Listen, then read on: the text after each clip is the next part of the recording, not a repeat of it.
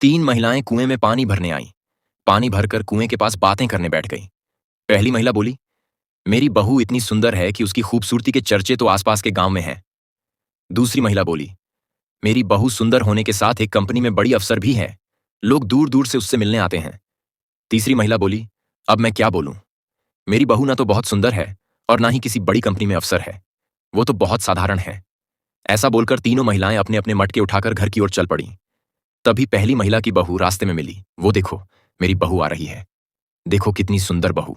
जैसे ही पास आई, अपनी सांस को देखा तक नहीं और चुपचाप आगे निकल गई। अब दूसरी महिला की बहू सामने से आती हुई दिखाई दी। वो देखो, मेरी बहू आ रही है। देखो कितने ठाठ है। अफसर जो है, देखो तो सही, कितनी सुंदर है मेरी बहू। उस अफसर बहू ने भी अपनी सांस को देखकर अनदेखा कर दिया और सांस के बगल से निकल गई। अब तभी तीसरी महिला की बहू आई। तीसरी महिला कुछ बोल पाती, तभी बहू बोली, माँ जी, लाओ ये मटका मुझे दे दो, आप थक गई होगी।